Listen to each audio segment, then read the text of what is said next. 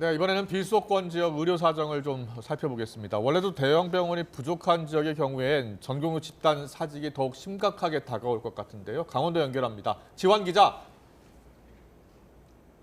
네, 강원대 병원입니다. 네, 강원 지역에도 전공의 사직서 제출이 이어지고 있다고요. 맞습니다. 87%, 그러니까 87%입니다. 강원도 내 이거 강원대 병원을 포함해서 이 인턴이나 레지던트 같은 전공의들이 수련할 수 있는 병원이 모두 9곳이 있습니다. 이 9곳의 전공의를 모두 합치면 많지는 않지만 385명. 그런데 이 385명 가운데 336명 이 레지던트와 인턴 등이 모두 사표를 내고 병원을 떠났습니다. 당연히 이 비상 진료 체계가 작동이 되고 있고 수술 일정들이 차질을 빚고 있습니다. 가장 큰 문제는 응급실입니다. 제 뒤에가 대학병원 응급실인데요. 당장 이제 전문의들이 투입돼서 이 공백을 메우고 있지만 사태가 장기화할 경우 진료 차질이 불가피합니다. 네, 응급실 뺑뺑이라고도 하죠. 이 당뇨 괴사 환자가 수백 킬로를 떠돌다 진료를 받기도 했고요. 머리를 다친 환자가 응급실 신경외과 의사가 없어 다른 지역으로 이송되기도 했습니다. 저희 취재진이 빙판길 낙상 환자가 응급실을 찾는 걸 지켜볼 수 있었습니다. 허리를 다쳐 걷지 못해서 119에 실려온 중년 여성이었는데요.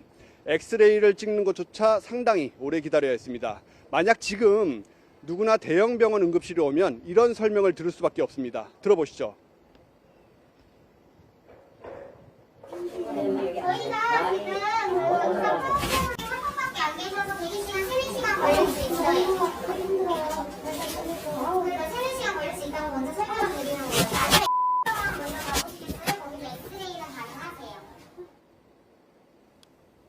예, 의사 부족 사태가 현실이 됐는데 지방의 경우 의료 대란이라고 불릴 정도입니까? 네, 물론 피해가 발생하고 있습니다. 전국 각 지역에 있는 저희 YTN 취재진들이 지난 월요일부터 이 사태를 계속해서 취재하면서 매일 방송을 전해드리고 있는데요. 장시간 기다린다든가 수술이 지연되다든가 그다음 처치를 받지 못하고 다시 돌아가는 등 이런저런 크고 작은 불편을 호소하는 환자를 쉽게 만날 수 있었습니다.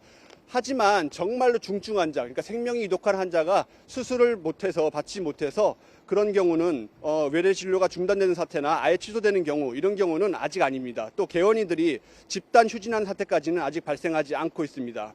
그리고 또 역설적으로 원래 이 지역은 수도권과 비교해서 의료 현실이 열악하고 불균형이 있습니다.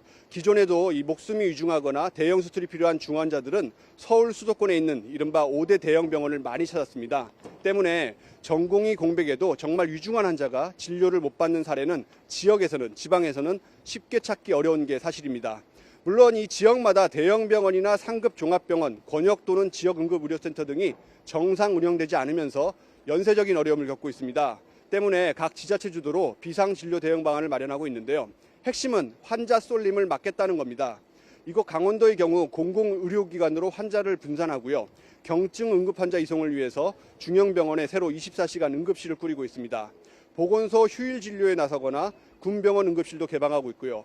하지만 역시나 물론 임시 방책입니다. 인력 자체가 부족한 만큼 남아있는 의료진이나 환자나 모두 피로감이 큽니다.